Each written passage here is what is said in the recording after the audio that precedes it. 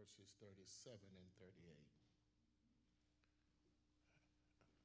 From the New King James, and he took with him Peter and the two sons of Zebedee, and he began to be sorrowful and deeply distressed. Then he said to them, my soul is exceedingly sorrowful, even to death. Stay here and watch with me. The crushing place. The crushing place. God has a destiny for all of us. None of us are alive by accident nor coincidence. We're not simply here to drift through life like a rudderless ship floating aimlessly upon the sea with no particular destination at all. No. God has a plan. God has a purpose for all of our lives. And God has given to each one of us a unique assignment and responsibility that he wants us to carry out. However, for us to fulfill God's destiny and plan for our lives, sometimes it calls for us to endure some circumstances that are sometimes difficult to handle. There comes a time in all of our lives when we have to face sometimes what we do not want to face. There are some painful experiences and some events in our lives that we have to go through in order to get us to the destination that God has ordained.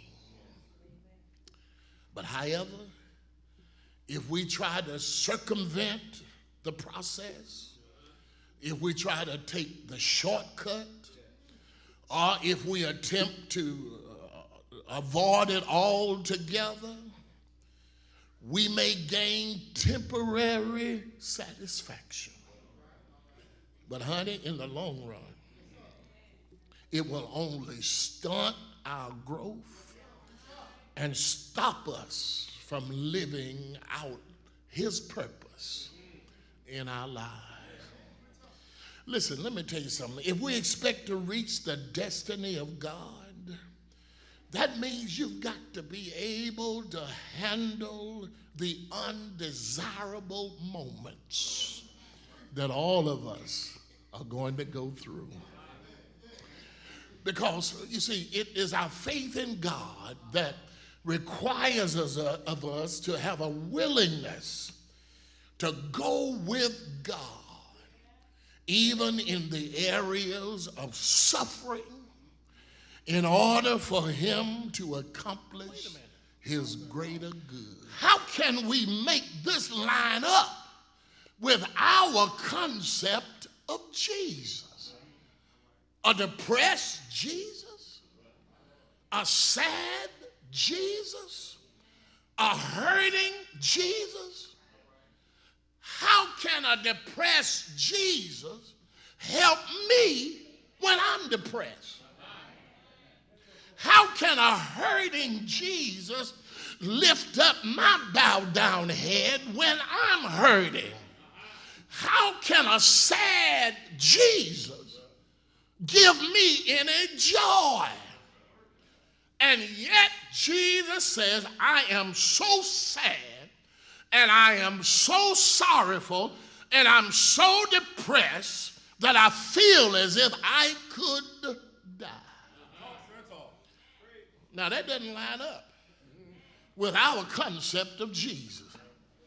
Because if anybody had the pressure on him to show strength as opposed to weakness, it should have been Jesus. If anybody should have shown the world how strong he was, it should have been the Christ. Do I have a witness? Because think about it. What he was doing had redemption ramifications.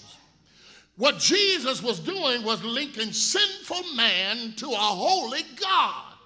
And yet Jesus said, I am so sad, I am so depressed that I feel like I could die. Surely, if anybody should have shown strength as opposed to weakness, it should have been Jesus. After all, he helped everybody else with their problems. Is that right? He unstopped deaf ears and opened blinded eyes. He was the one who raised the dead and cast out demons. But now Jesus says, I'm so sad and I'm so depressed that I feel like I could die. So how can a depressed Jesus do anything to help me? I'm just asking. Now, while some people find it shocking that Jesus would make such a self-disclosure, I find it refreshing that Jesus would tell us what he told us in the text.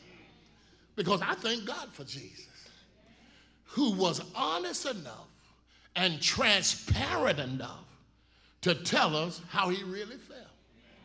Huh? Lord, deliver us from our Superman syndrome. Of wanting folk to think we are made of steel and nothing bothers us. I wish I had somebody. We need to be delivered from our pride and our dishonesty of wanting folk to think that we always have it together. Can I tell you something? There are some times when I don't have it together. There are some times when I'm hurting. There's some times when I'm sad. There's some times when I'm depressed. There's some times when I want to just throw up my hand. I wish I had somebody. We need to be honest and transparent and create an environment where we can be honest with folk and tell them how we feel without anybody looking at us strange. You mean you're a Christian? And you said, yes, I'm sad. And how many of you know that's the way it is in life? At the beginning of your trouble, at the entrance, you got a whole lot of folk around you. But the deeper you go into your trouble, the crowd starts thinning out. I wish I had somebody. But then there comes a point in your life that even the folk that love you can't go with you. And you're going to find yourself out there, just you and God. I wish I had somebody.